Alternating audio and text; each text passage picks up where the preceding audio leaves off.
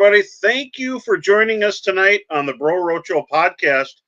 It's great right now. The water's warming up everywhere. We're in northern Minnesota is where we're coming from, and tonight's going to be a good show.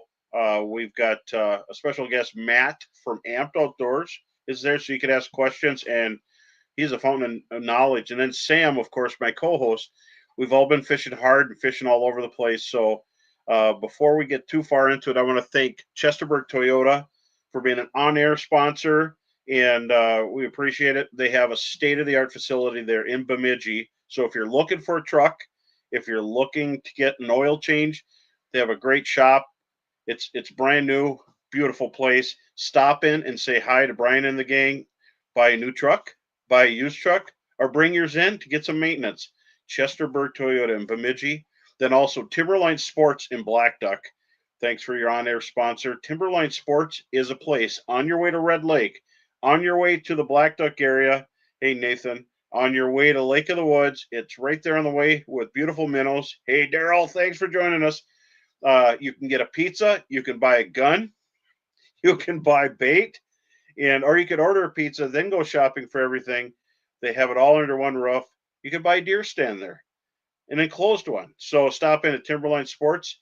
There's everything you need under one roof before you hit the lake, plus sage advice.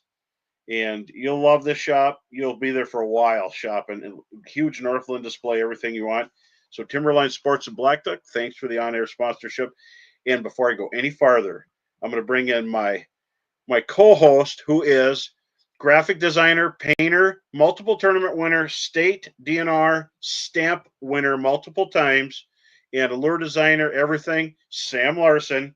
I just made his head inflate a little bit, but it should. He's been doing really good. Hey, Sam. How's it going, bro? So you've won 3 stamps, right? 2. Okay. I'm getting ahead of it. Hopefully 3 someday. Hey, Lauren from the UP. Hey, thanks for joining us. Randy. All right. So how can people get your stuff? Hey, Kale. Good to see you. I have prints available on my Etsy page. It's under S. Larsen Art on Etsy. Just search for Minnesota Walleye Stamp or Minnesota Turkey Stamp. That's usually the best way for it to pull up. Or if you go to my Instagram or Facebook, or even your Facebook, you've shared some links of it. So, and I got one of them right there. Look at that, and it's autographed. So yeah, so awesome. So yeah, opener day is amongst just a few days away, and so we're going to give you some tips. So we'll get into the Leech Lake thing.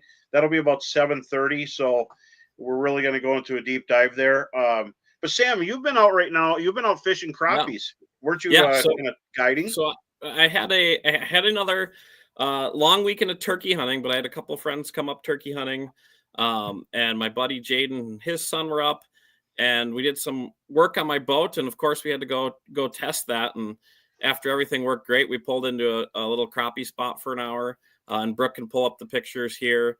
Oh, look at that! It was every cast for an hour. So that's Colton, his son there. He's a fishing machine. He was just cracking them left and right. Crappies, bluegills, a couple accidental bass mixed in there, but it was really good fishing. So those are slabs. Way to go, Colton! Awesome. Everything was up way shallow. It was just fun. Yeah, I had a chance to get out. I actually guided a single guide trip and then 2 people. And of course, the first one was in the rain, and the second one started rainy and cold. And so super good when it was raining. The barometer was perfect. It was slightly falling. The next day, it was low, so it was just terrible. And then it came out. And when it came out at 1 o'clock, there was one after another. And I got the pictures here. Pictures are proof, right? Yep. There's some clients there, did great. Nice one. Yep. And I got a slab in the rain. That's why I'm so red all the time. It's windy up here every day. Some great guys there, super great guys, and they know how to get them. Even the bluegills were boiling, and it was nonstop. And of course, there's those green things with big bucket mouths that were chasing our fish and also biting, and using light line, Legend Elite panfish, and some tungsten crappie king feather jigs were just a hit. Yep. And so definitely want to make sure you get some of those. And then panfish, the plastics, the pan candy. But Sam, we got a giveaway tonight. Could you tell folks on the Humminbird side, was it? What we're giving away? We're going to do a One Boat Network app giveaway. So that's a subscription to the One Boat Network app. It's really awesome. The app gives you lake master maps for, I think, all of North America. I think even Canada are included in those ones. So we're going to give away that, a Humminbird hat and a rod sock. So comment One Boat Network and then like and share the podcast, and that'll get you entered in to win that. And then there's some other stuff too, right? Yes. So, and if you like and share and, spread the word on this show right now, you get a chance to win an opener day prize package. Thanks to Jason Charlie Peterson there over at Northland for putting this together. Look at all that loot. That's ready. That's everything you need covered for the opener. Look at that. Eye candy, slip corks, tungsten, buckshot jigs, deep V jigs, rock runners, the whole pile. Man, you better have a big box because that's a lot of tackle. So like and share. And we're giving this away at the end. You have to stay till the end.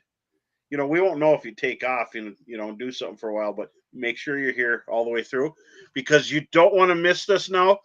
We're lucky enough to have Matt, the owner of Amped Outdoors, is on the show tonight. And this is a pre-opener show. Nothing's more important than batteries, and nothing can ruin your day faster.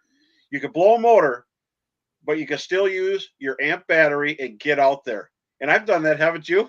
Yes, don't say that. That's bringing fear into it. But yes, my electric motors, tournaments, knock on wood, have always kept going. So I blew my motor one time, and I fished a tournament just with my trolling motor, and did extremely well. And I would have never fished what I fished. So crazy. But let's bring Matt on. Great guy here. Hey guys. Hey, look at his great display here. How's it going, Matt? Well, it's going great. Thanks for having me again. Absolutely. I love it. And like I got to say it again, I've had batteries my whole life, and I actually called and someone answered at Amped Outdoors. And then I looked online, and you have an answer for every electronic out there, all the different rates. You teach everybody how this stuff works. And that's what I love. And I'm thankful to have you on the show. So you just got through the Wisconsin opener. What have you? Sure. You probably didn't have a chance. We talked early, but what did you hear? How was it? No, I didn't get a chance to get out.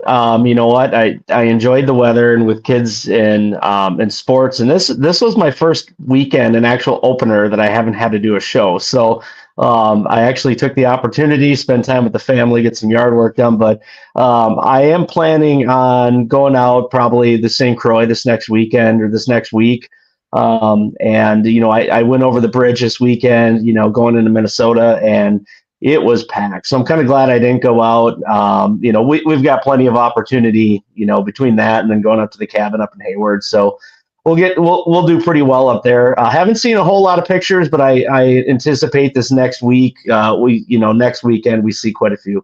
That's fantastic. And I have friends up in Hayward, and John, if you're listening, there's some guys up there that are just really, really tuned in, and they have great crappie fishing and walleyes, muskies, everything. But let's get to the batteries. I'm telling you, the one thing that people did in the past is had everything hooked up to their starting battery, and now, like, nobody does that anymore.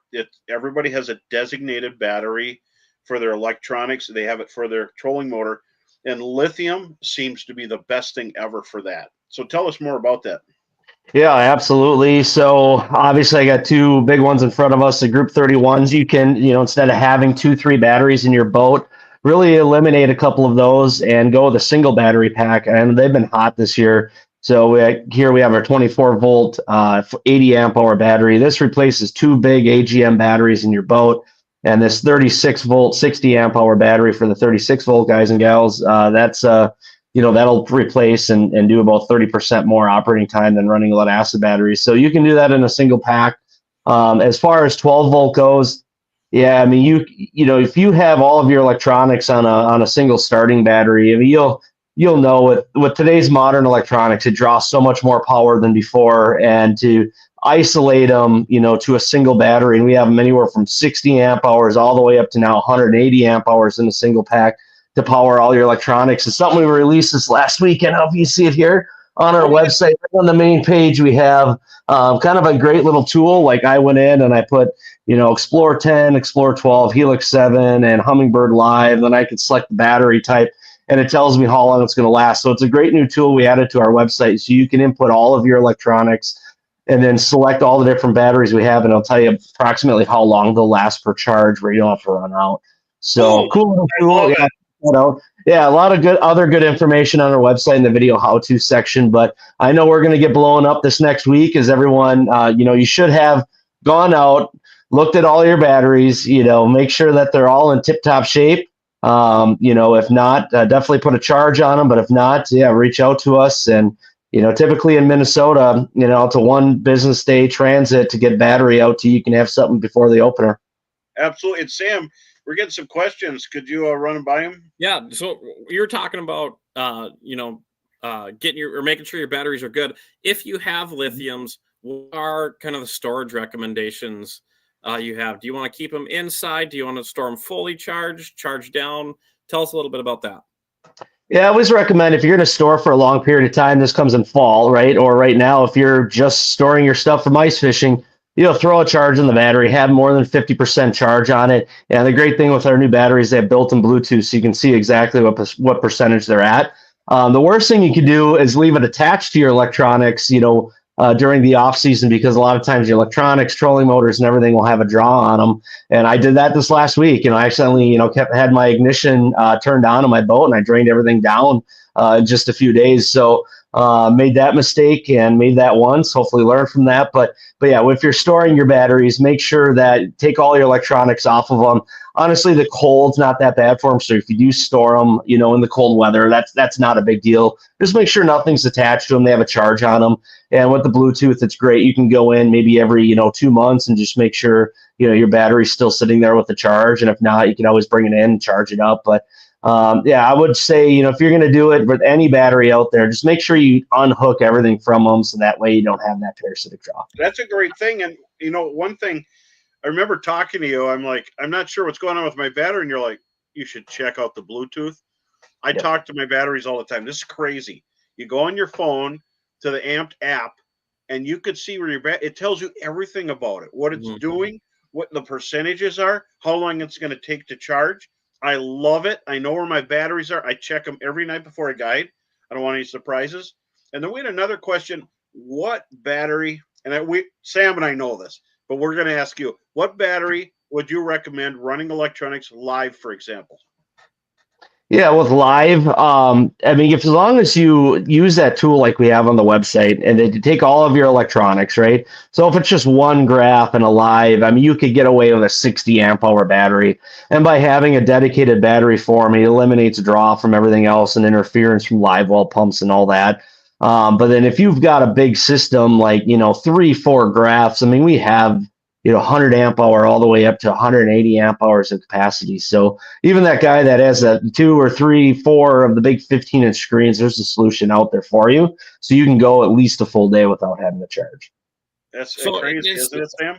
It is. So it seemed like there was a trend, with lithium starting out of running your live sonars off of one dedicated battery. But now with these bigger, like your 60 amp hours and some of the stuff, it must be fine to run multiple graphs off one battery. You don't see any interference or lack in sonar picture at all? No, the most important thing is the quality of the install. So for most boats, some of the newer ones are coming with higher quality wiring. But what I would suggest is, if you don't want to bring it in someplace, have it professionally rigged, make sure you're having, the adequate wiring, at least 10 gauge being run to your electronics. In a lot of cases, you can have 8 gauge run to, a distribution block and, or fuse panel, and then run 10 gauge to your electronics. That way you don't have voltage loss. But as long as you have everything wired correctly, you're not drawing too much off of a small little wire, you can easily run all of your electronics on a single battery and not have to worry about having individual battery packs in your boat to power them. Cool. Fantastic. Cool. Looping back to charging, do you need a special charger with lithium, and do you guys have that? Yeah, so we carry chargers. We include a lot of chargers, like in our 24 and 36-volt batteries. We have, an option where you can buy them with the charger. We now have multi-bank chargers that'll work in just about every single manufacturer out there today that makes chargers. Minn Kota, Noco, and all those, they'll all charge 12-volt lithium batteries. So, as long as your charger is fairly new, it should have that lithium mode on it. If you are upgrading the lithium, you don't have that. I mean, you can reach out to us. We can get you the right one. Otherwise, almost all the new chargers you have out there today, I would suggest upgrade to something like that that'll charge a lithium battery, and then you're good to go on all batteries in the future. So on let's say a Minn Kota battery charger, can you hook multiple wires up to the amped outdoors so you get a faster charge? Can you put, if you got a 4-bank charger, would you put 2 or 3 of them on there for a fast charge? Yeah, I mean, you can. There are some chargers that'll error out because they see, the 2 banks. I think with Minn Kota, that hasn't been an issue. We've tested that out. You could. I mean, we do have faster, like 20 amp, single bank chargers available. And Minn Kota does a really good job of having up to 15 amp banks. So you can do a 15 amp bank. I think that's on up to maybe a 4-bank charger, 3 or 4-bank charger. That'll charge them a little bit faster. Otherwise, yeah, you could double up your bank on the battery to get a little faster charge. It'll just double your charge rate. And lithium batteries are capable of charging at a faster rate. So that's not going to hurt them at all. Like, it would hurt possibly a lead acid or an AGM battery. Yeah. How long does it take to charge a lithium battery? Most cases with a 10 amp charger, I mean, you'll be able to charge that overnight easily. So, oftentimes people will, in a 36-volt system or even a 24-volt system, most people don't use, 50 amp hours in a given day. So at a 10 amp charge rate, you're looking at 5 hours or less. But honestly, yeah, it should charge overnight. Unless you have some of those big ones. I don't have one here, like a 180 amp hour battery. I'd probably put like a 20 amp bank on it. So that way it'll charge, in 9 hours or less to be depleted. And we get some questions here. And I love it when the audience is really into this. Do you have a multi-battery storage box? Is one question. And the second question, pricing options. Yeah. So we don't have a multi-battery storage box. I know we have linked. There are some out there for like our smaller 60 amp hour batteries because they're not a standard BCI group size. So, but majority of everything that we have, like this 100 amp hour battery, our 24 or 36 volt batteries, are going to be group size 24, 27, or 31. So your stock trays, your stock boxes will work with all of them. We list the BCI group, size on our website for what you're gonna, what it's gonna have. It's actually listed on the battery if you pick it up at one of our retailers, and they carry a lot of that stuff. And then, what did you say about the charger then? And the pricing options they wanted to know. Oh, the pricing options, yeah, the pricing options. I mean, they range, anywhere from, we have 60 amp hour batteries as low as $299. You can get a 24 volt, 50 amp hour system, which I don't have here. That one's like $749 with charger. The 80 amp hour is like $1,100, and then a 36 volt, 60 amp hour battery is $1,249. They all come with a 10-year warranty. So if you do the math, it's a little bit more upfront, but honestly, the amount of times you're going to replace your lead acid or AGM, you'll end up paying less in the long run to get, higher performance. Yeah. A third of the cost when I first looked at lithium, it's a third or even a quarter of the cost of when they first came out. I think it's fantastic. It was just out of reach. And this is perfect to not have any problems and to last all day. It's the cheapest part of your boat. Yeah. It sure is. And you're going to spend all that money on electronics, trolling motors, everything else, all the gear that you have in your boat. Make sure you power that so you can use it when you need it. So you don't want to skimp on that part of it. And a lithium battery is really the way to do it. It's really caught up to the electronics that we have today that draw so much power. Well, this year I got a 52 amp hour battery, and I actually use it in my one of my boats when I first get going in the spring when there's still icebergs floating around. This thing runs your electronics all day. It doesn't just do it on the ice. What are the weights of the batteries? People would like to know. Yeah, so typically if you're replacing like 2 or 3 batteries in your boat, you're going to save over 100 pounds. Like this 24 volt, 80 amp hour single battery weighs 35 pounds. And that replaces 2 batteries of 50 to 80 pounds, right? And like a 36 volt, 60 amp hour, it's one of our heaviest one that weighs in about 43 pounds, but still you're taking out 3 50 to 80 pound batteries. And then like this 100 amp hour electronics battery, something like that, weighs in about 25 pounds. So incredibly lightweight, for the size. It can fit more tackle. Well, yeah, one thing to think about too, the big boats, obviously, that's a ton, reducing the weight on all 3 of those batteries or 4 of those batteries sometimes, that's a ton of performance gain. But even on like the little boats, for those of you that have a small boat, with a 25 horsepower or less, I know I got a little boat that I run on rivers and small lakes. Matt set me up with one of those 60 amp hours, and the performance I got out of the little boat was almost more noticeable than the stuff people get with the big boats. So yeah, being able to adjust that weight is super helpful. Yeah, and there's so many times people are, taking their, they don't have shore power, right? And so they're pulling their batteries, bringing them up to the house or garage to charge them, or bring them home to charge and bring them back down. It makes it a lot easier to do something like this. Yeah, absolutely, I agree. And someone has they must have missed the earlier stuff, but what battery for a trolling motor? There's 12s, 24s, and 36s, and literally one battery. We were just talking about earlier. So you don't need 2 batteries for a 36 volt. The battery itself is 36. And so you could just get one battery from Matt and you're set. Now, and this question comes up a lot, and we've had before. How about starting battery? What would you do with starting battery? Yeah, so we have a couple of options. We have 130 and a 180 for a starting battery. Most of your outboard manufacturers don't recommend the use of lithium starting batteries, and we've got a pretty good article on it in our video how-to section. So you can read that and determine if it's it's going to be a good fit for your case. I've got a Mercury. Mercury's authorized the use of that. I've had people use them on just about every brand out there. We haven't seen any issues, but they do pose a risk of putting additional wear and tear in your charging system, just because lithium batteries can charge so quickly and have very little resistance. So I mean, if you're running a system in your boat where you have a dedicated lithium battery just for your electronics, you can run a lead acid AGM, be just fine, not have to worry about that for starting, doesn't put any wear and tear on it. If you're the person, you don't have the room and you need to have that lithium battery to power all your electronics, start your motor, we've got a few options available that'll work for you. Fantastic. I love it. Yeah. How about for trolling motors? The motor's kind of what does the work, but with lithiums, I would guess you see a little improved performance issue because you're not, am I understanding it correctly that a lithium kind of holds more of a true voltage until it's dead, where a standard battery is going to kind of eventually die over the day? Yeah, it's an advantage on not only trolling motors, but on electronics. So if you have a 12.8 volt lithium battery and you're running your electronics, you're going to stay between 12.8 and 13.2 volts the entire time you're using it, right?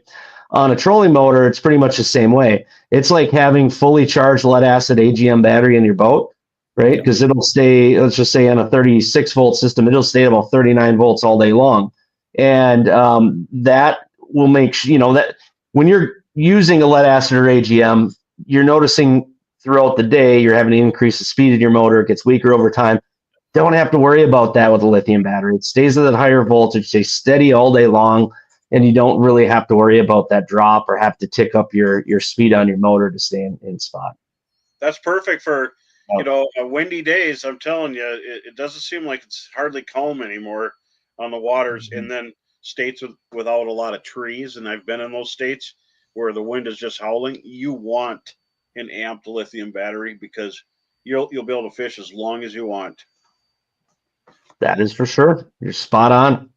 Absolutely. So for ice fishing, there's so many different things you could use, and for open water, this is the game. And so everybody should get on this. And I've noticed there's some different wiring out there, like Connecties. Have you ran into that? Those just go on the battery, and then they just make it easy for people to hook up a heavy gauge wire. It's called Connect Ease. Easy. Yep. And I run that in my boat. We sell that as an option. If you don't want to, bring it in someplace to have them run wire, or you don't have to buy spools of wire. It's already created for you, so you can put it in the boat. Because I'm running, 5 devices off of it, so I just grab one of their big, 19 to 22 foot kits, and it runs 8 gauge, good clean power all the way to your electronics, splits it off to 10 gauge. It's perfect. So yeah, they are one option out there. It's a great solution. Highly recommend it. And so people can order the battery, the charger, and the connectees right from you, right there at Amped. Yep, absolutely. We stock majority of their products on our website. And even if people are having someone else put it in, the nice thing about that, it's going to be faster for the person doing it for you, and it might cost you less in the long run. And plus, with that heavy gauge wire, or if you're doing it yourself, let me tell you something. I love it. It makes it so much easier if you're going to switch up the different electronics to connect these and Amped. It just makes it so much easier. So everybody should get amped up. I'm telling you, for this opener. I'd be fine with that. And yeah, we're here to help. So, as long as you can get your, if you want something by Friday, get your orders in by, I'd say get it in by Wednesday. So that way you can get something in, for the weekend, have it charged up, installed, and ready to go for the weekend. So if people need to get a battery and they live nearby you, can they stop by to grab one? Yeah, I mean, we don't technically have a, like a retail store, but we do accept walk-in traffic, 7 a.m. to 3 p.m., is when I have majority of our guys here that can help out. So we do accept some walk-in traffic. Otherwise, we got a ton of retailers all across the Midwest. You can see our our retailer lineup on our website. We've got a link for all of our local retailers. So you can check them out, get them there. Otherwise, it's like I said, it's about a 1-day transit on our website. You don't have to worry about driving over here. If you're local, stop on in. We'll help you out. And so you got everything you need to find out where they can get it. And the opener's coming up here. So everybody get on it, get amped up. And that's fantastic. Anything you can think of, Sam? He's answering stuff before I can ask it. I said, I think like the biggest question is, we always get people, oh, what, my boat has this and this and this, and what do I need? And, I thought about asking you about the size, but your website has it all dialed. You just go there, enter it in, and you can find exactly what's right for your boat. And I think that's super helpful for people, because especially getting into it new, you don't really know. So, yep. And yeah, it's difficult, but yeah, go to that link, or it's just right on the front page for that operating time. Instead of having the operating time chart, but that little interactive piece, and then we've got that whole video how-to section, how to pick out the right battery for trolling motors and everything else. So yeah, check it out. There's a lot of good information on there. If you don't find what you need, we're always happy to help. And so, which you can't name them all. There are so many stores, but could you just give us a general idea where people can find them? I mean, I know they have some at Timberline and some of the stores up here, but where else could they look? Yeah, I mean, we've got a lot of boat rigging companies out there that sell them. Fish Electronics, Thorn Brothers, all of the Shields locations, a lot of the Reeds locations will have them. So yeah, you can definitely call around there if you're looking for something local. Otherwise, yeah, I mean, we can easily get you something pretty quick. Fantastic. And yeah. How are you doing on stock? We're hearing that some stuff is hard to get in stock right now with everything going on today. But you're amped up and you're stocked up, aren't you? Yeah, we're stocked up. I mean, definitely should be able to get through the summer months. As long as demand, it's increased from last year, obviously, but we front loaded a lot of stuff in to make sure we can get through the summer and not have to worry about the T word and all that and impacting product coming in. So we're pretty heavily loaded, increased warehouse space. So yeah, if you need something in the next month, I don't see any problems with it being out of stock. Awesome. Fantastic. Always a great time having Matt on the show. And we appreciate you taking your time out. And everybody, get amped up. Thanks, Matt. I appreciate it, guys. Thank you. All right, Sam.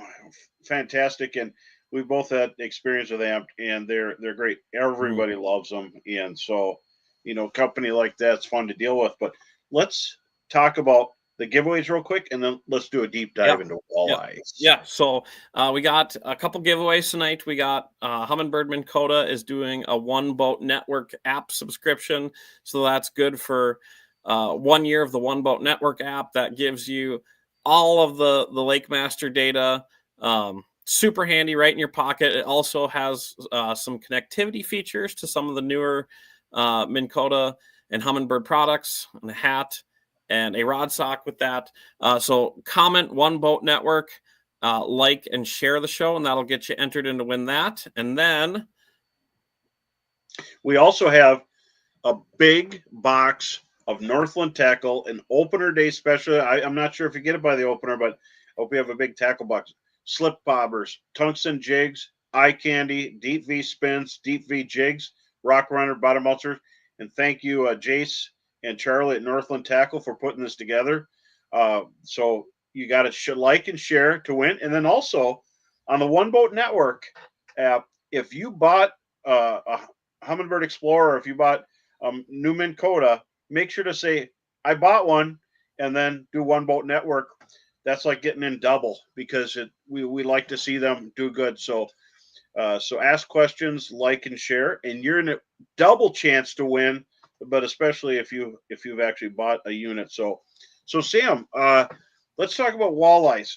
This is a really exciting year. There's a lot going on right now, and we were talking before the show. We're hearing a lot of reverb about new limits and changes in Red Lake and other places. Mm-hmm. Yeah, and you know more on that. I haven't even dug into them deep yet. What are we looking at on some of those lakes? 5 walleyes on Red Lake is the new limit, and even Mille Lacs has a new one. I don't really have it here, but it's really great that there's a little easier to get them, a little bit more limits, and on Red you have to there's over and under 17, and make sure you know what you're doing on whatever body waters you go to. We do have a question on water temperatures. Water temperatures in the shallows are in the low 50s, even on the big water. And then if you get anywhere where gets over 10 feet, that immediately gets into the high 40s. So that's really going to change things. But we're today in northern Minnesota, we're 82 degrees. So everything's running along too fast. We went from really, really cold, like Lake of the Woods just went out the other day, and Rainy Lake is still locked up. It's locked up. That is not going to make it for the opener, but there's rivers, there's bays on a lot of these lakes that you can get to, and you can see it from a satellite app. But Leech Lake, Lake Winnebagosh, Mille Lacs, and Bemidji, Cass Lake, Bowstring, they're all good. The only thing is the water's low, so make sure you check the axes and just be real careful launching your boats, because some of the lakes are low and you don't want to hit your prop on the backwash. Yeah, and it's varying a lot too. We had a lot of rain last week, and I noticed some lakes are actually looking recovered, but some lakes are really low yet. But I think everything that's recovered is connected to some sort of stream or river system. So keep an eye on that for sure. Bro, with this late spring but quick heat up, what do you think the walleyes are going to be doing come opener up here in the Northwoods? It's going to be fantastic. When we were crappie fishing, we were catching them in muddy areas, and they're normally in hard bottom areas. So I actually seen some that I didn't take them out of the water. I actually unhooked them over the side of the boat, not intentionally catching them up to what I'd say using my bromometer, probably 27 inches. Some that in that 19, but on Mille Lacs, licensed anglers are allowed to keep 2 per day, 17 inches or greater, and only one of them could be over 20 inches on Mille Lacs. So that's really nice to see that they can harvest. That lake is doing so good. So we're talking about the water temperatures rising really fast. Great questions, people. Is that going to make the walleyes move deeper than normal years? Nature can only move so fast. And when I see these super fast warm-ups, people are chasing a look for walleyes in like summer patterns, and they're still back in the spring. So they still got to do their thing. They got to do their thing. They got to recuperate. These aren't southern walleyes. There's 2 different strains of walleyes. Erie is a little different. They spawn at a warmer temperature, and they literally eat when they're dumping their eggs. I've caught walleyes, you couldn't even hold them in the boat because their eggs are coming out, and it's just different here. They're like syrupy, slow, and not ready to go. The males provide mostly entertainment, and when you're really still stuck in the spawn, if you hook a female, the males will follow her right up to the boat. And they see that a lot on Red Lake. It's just crazy because you're fishing in cold water. So what's your go-to color, Sam, and what are you going to have tied on the opener? So I'm going to have a jig and a shiner minnow on. We were talking about that with Carl last week. There's just something about going and burning a couple dozen minnows come opener. So probably an eighth, maybe a 16th, depending where I'm at. Tungsten short shank jig, shiner minnow, and then I really like the moonlight. Thanks to you, you kind of turned me onto the moonlight. So blues and whites. Can't go wrong with the watermelon. And then also the Tom Wynn has worn off on me, and you got to have a black going too. So how about you? I use the black one under a bobber, sometimes at a leech and stuff, but I have a hard time not using parrot or moonlight, and that's a deep V with a double hook shiner. I really, really, really love the Smeltinator jigs, and I'll have those for my clients. That has a Gamakatsu hook, really bright colors, and I just love it because it's got the Gamakatsu. So Northland has these; they're really high end jig, but you will not find me without a deep V spinnerhead or Smeltinator. The difference between the deep V and the Smeltinator is the Smeltinator actually has a Spro swivel, and I remember you did that spin test, and those things spin so easy, so light, and then it's got the Gamakatsu hook. So yeah, Gussie's throwing them for bass. I like throwing them for walleyes. I think when I was there, we sold just as many to walleye anglers as bass anglers. It's just an awesome jig. So absolutely. So the reason for stuff with blue in it, like parrot, anything that sounds like a bird, even parakeet's good. That real chartreuse green. So anything that has a bird kind of sound to the color is always good. Eye candy, you always have minnows, but if you want to have fun, use eye candy too. If you got someone that likes to cast their bait off, give them plastics. It's not a punishment. They might like them more because they can cast. Sometimes they can definitely outfish the live bait too. And we had a question about rigging eye candy and other TPE style plastics. The comment was, it feels like I'm doing surgery to try to get it over the hook keeper. The key to that is I don't have one with, but there's a few videos on Northland's page. Rigging it through and almost like you're trying to pull it over the jig head. You pull it like farther than you think you need to. And then when you snap back, it kind of pops into place. But by grabbing and stretching and snapping that plastic, it's going to slide on. Bro's got one there. You can. Yeah, so I'm going to try to do this. We'll put it on a deep V. Let's make it it's a good example. Complicated. So you line the hook up with the jig where you want it and then put it through. Let me and I don't have my cheater. I hate to say it, I need cheaters. It just feels so old when I wear them, so I don't wear them. Okay, so then now it's right here. It's like hanging down like a rapper's pants right there. So you grab it here, not down here. Grab it here, and you don't push. You pull it up like you're grabbing someone by their hoodie. There it goes. Almost like you're trying to pull it over its head. Pull it way farther than you need to. So look at how far you can pull this thing way past the head. See that? And then just snaps into place. And it's right on there. And you can glue it. I never glue them. I like to take them off after a while and I'll reuse them. But right there, that is going to make a walleye drool before he eats it. He's going to hit it so hard, it's going to pull the rod out of your hands. That is a great bait, especially for those who will make it out on Lake of the Woods, because the sauger are just going to be spawning up there, and some of the walleyes are still not done, but some will be. This is a fantastic bait. I'd use a smelt color back here, or more of a glow color, or some of that other stuff on a sunrise jig head. Yep. And we got a question about colors for Mille Lacs. Anything natural, smoked shad, blue silver shad, I think it's called. That's the smoke shad there.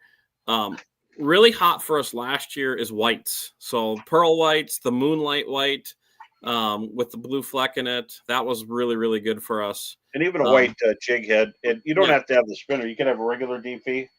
Whites are natural. Seem to be the ticket on Mille Lacs. I'm trying to think of a time where color has really taken off over the other ones. You can definitely catch them on some of the more wild colors. But I think you can't go wrong with natural on Mille Lacs. It's so clear.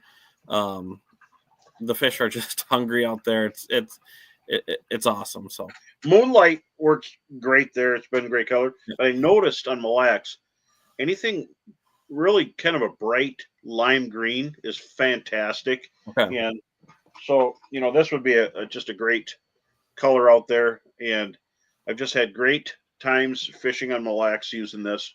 Then I have to drive by 1,000 lakes to get to Mille Lacs, so it's hard for me to get there. But when I do go there, I always have kind of chartreuse and lime green. And this is a smelt nader head, but parakeet in a fireball jig or a tungsten jig would be a great color to go. And watermelon is a leech-like color on Mille Lacs.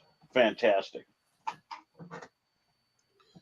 So, and then people are wondering which bait to use. I like to use a regular fluke tail, spring and fall, and then everything in between paddle tail. But paddle tails always work, but during the shiner bite, because what's happening here is the water temperatures are bringing in the walleyes to spawn, but the shiners are coming in to kind of go up in the shallows and feed. And that when it hits 55 degrees, it is just lights out for shiners, and the trappers really get them, and the bait shops just load up on them. But all of our lakes are in different temperature latitudes. So the top of our state is like Antarctica, and the south end of our state's like Missouri, almost Iowa. It's just different. So we will be able to get shiners somewhere in this latitude. It'll be later up here, and so Mille Lacs kicks a billion shiners, right? So I don't know if they're going to share any with us, but if you can't get them, use eye candy and paddle tails on Mille Lacs. You could cast anywhere on Mille Lacs with a paddle tail, an eye candy paddle tail, just a little bit of scent. You hear me talk about Procure, Dr. Juice, and Billy Rub. I don't care what you use. You could use garlic. I have friends who use garlic. I just don't like the smell of it. The fish maybe eat it, but I like mild stuff this time of year. And then add that to the eye candy, and it's super porous, so it absorbs it, and it floats. So if you want to use a Nedster, you could use a Nedster jig head, and it's got that stand-up head. And because eye candy floats, you could actually walk it across the bottom, basically in trigger bites. The questions are coming fast, Sam. So let's. Yeah, there was a good one about with clear water. Do you cast farther away from the boat rather than vertical jig? Rarely am I just straight up vertically jigging in clear water. It's doable, but hard to catch them underneath the boat. Now, a year into forward facing sonar, I think it really depends on the mood. I think you can definitely catch a lot of fish. I should say that most of the fish I catch using forward facing sonar are within 40 feet of the boat. That being said, we were on Mille Lacs last year with a group, or I think that was 2 years ago. I tied on a heavier jig to get longer bomb casts. And I don't know if it was necessarily the fish being boat shy or sonar shy as much as the guy up in the front with the one transducer was picking off everything in front. And me being in the back, I would just bomb cast to schools that we didn't even know were there. So I think it depends on the mood of your fish. But yeah, I would definitely get a little ways away from the boat. In clear water situations, closer than 20, it gets pretty hard to catch them. You like to keep them in that 60 to 40 with clear water is probably ideal, but really trying to cast that fish at 40. What do you think? Well, and they're talking about clear water. In clear water, your natural colors work really good, but like Winnebago, I wouldn't be afraid to use dark colors like black or pumpkin even. And on those black jig heads, and I have one here, I'm risking my fingertips going into my box here. So on these little black jigs with a little bit of pumpkin, that is peanut butter and jelly. So if I was going to Bago, I'd be throwing something dark, like you're fishing for smallmouth bass, and you'll catch them. And they love flies down there. So, regular tide flies or, the deep V hair jigs work fantastic. And so But as far as deep V, when you're using a deep V underspin, it's about throwing it, hop it once to let the fish know it's there, and then slow roll. But I like to jig it really slow. I don't want it to, nothing's jerking real hard through the water right now. In the summer, everything speeds up, it triggers them. But you could jig it, kind of loft it. But with a deep V, you're getting that spin, is to just a reel, almost like you're moving the rod instead of the reel handle. And you're getting that jig to, spinner to work underneath the jig, and it works fantastic. But it's, you know, there's a lot of different systems, and I never have all the same on everybody's lines when I'm guiding. That's our hack for it is we put all the good stuff on the client's line, and I Mr. Experiment over here all day long. Yeah. And that's a great thing. Another good thing about forward-facing sonar is you can rifle through that so much quicker because you can gauge the reaction of the fish. You can see where the fish are at. If they're a little higher up in the water column, sometimes a cast and retrieve method works a lot better than jigging it at the bottom. Sometimes they want to chase it to the bottom, and you just let it sit there, and they'll pin it to the bottom. So I absolutely agree. And someone wants to know about Cass Lake and Kitchie and crappie tips for next week. If I tell you too much, you might be sitting next to me. Mhm. But the DNR has done a study on that lake, and a huge amount of walleyes actually go to the west up the rivers, to Andrusia, Wolf, and all that stuff. So we call it OK Corral, but at the river mouths, right about morning and dark and all day in the afternoon, it's people are working up a net sweat over there for sure. And as far as crappies and panfish, the warmest waters you could be in, there's a lot of little bays. I'm not going to pick on any little bays. Cass has 9 different lakes, but some of the lakes are shallow and weedier. So there's your clue right there, shallow and weedy on that lake. The rest of it is hard bottom, cold, sugar white sand, and I'm glad the water's cold.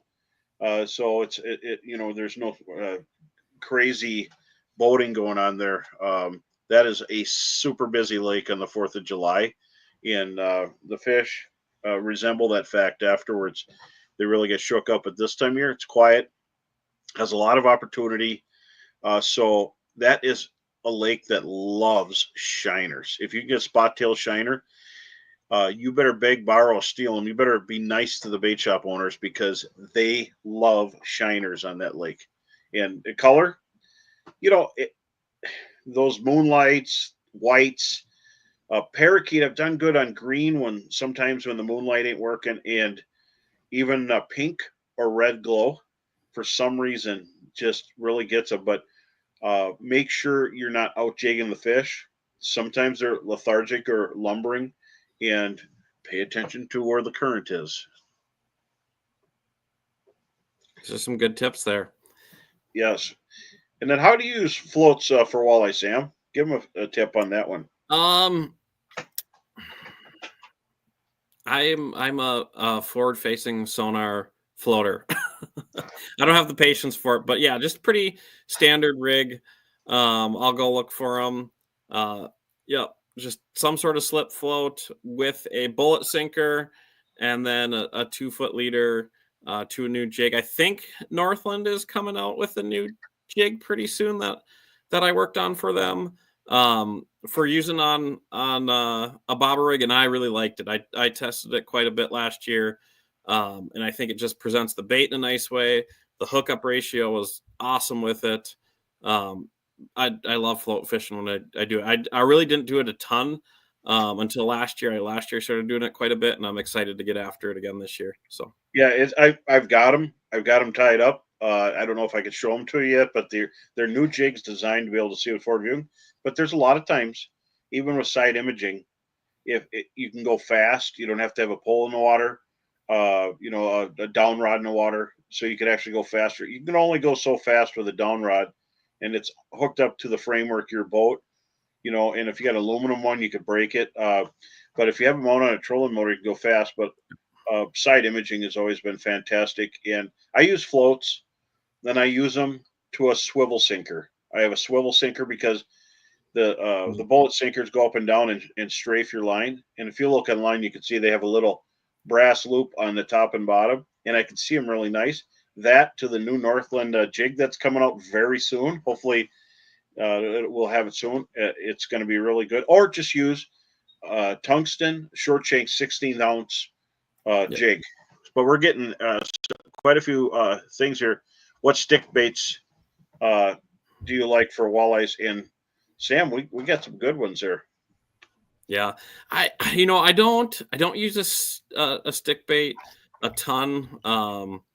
Every now and then, certain situations, I'll throw out a jerk bait. But around this opener season, it seems like a jig and a minnow is the way to go. Our water's so clear, Yeah. and if there's weeds, fine. But you can see a quarter and 22 feet of water on the bottom. I mean, you could use a stick bait at night, and the rumblebee has been good. Even some of them shallow diving crayfish looking bass baits, the Northland crankbaits are fantastic. But most of the time, shallow or towards the evening, that rumble bug series and whatnot. That's not really stick bait, but just throwing shallow cranks over the top of weeds or trolling them over the tops of weeds, that can be effective. Well, and then drop shot, we use drop shot. We love drop shots. There's a little bit of algae in the lakes right now. I've noticed when I was pan fishing, and so the bottom's just covered in algae, and it sticks to your hook and messes up your presentation. So a drop shot, make sure you figure out how far the walleyes are off the bottom and leave it there. If you don't know, just go 2.5 feet because it sags back when you're holding the line up. So when you got a drop shot and a leech or a minnow, use that in size 4. That's all. You don't have to go any bigger than that on a drop shot. Sometimes on a windy days, I'll go 1/4 ounce or 1/8 ounce, 1/8 or 3/16. If it's super calm and they're spooky, you can pull it up to them. And when bobbers are drifting away with heavy wind, drop shot is fantastic. Great question. And I use a Gamakatsu red octopus style hook. Sometimes I'll have a neon hook, and I've got my neon gloves. I love Fish Monkey, and I wish I had them my whole life. I probably wouldn't have these funny looking things growing on my hands here from being in the sun guiding for 31 years. But Fish Monkey, if you're going to go out there and you're going to hit the lake like I do, I don't care if you're tan. You don't want to look blotchy when you're old because even tan people get blotchy. So my thing with the Fish Monkey is I think the sun protection is an added bonus.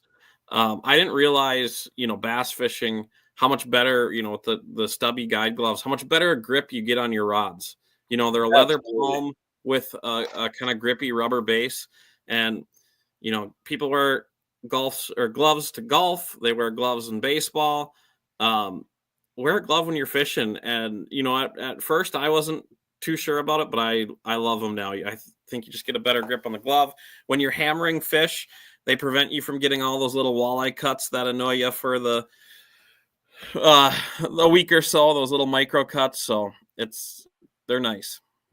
Well, and I got to say, these stubby guide gloves have actually kept hooks from going all the way through my hand. I've been hit, sometimes I want to wear a snowmobile helmet when I'm in with new to fishing clients. I hear gunshots next to the boat, but they're not a gunshot. It's the jig hitting the water on a miscast. And I've had them where just the tip of the hook goes through, but the barb didn't. So that's what I love about these gloves. They really they have this nice palm that stops everything, and then like you say, PVC grip. But then someone was asking about the moon calendar, and I absolutely love it. But they make it easy now. There's a sun and moon calendar, and I love it. It gives you a chart like this. This is the Game and Fish app, and you can see the percentages coming up, and that is fantastic. Oh, that's ahead towards Tuesday. And if you get the advanced app, you can look. But look what it is today. Holy moly, we're in a good set there. That should get everything going sturgeon, but definitely for walleyes. And I think it holds a little bit, and then it drops off after that. So make sure. And now, what did it say this morning, bro? The turkeys were not going this morning. Was it a poor day? It was actually. It should have been a good day, but I think sometimes it makes everything squirrely. But you got to remember, it's a barometer is super important. If you have a low pressure barometer, it really changes the fishing. It expands their air bladders to become uncomfortable.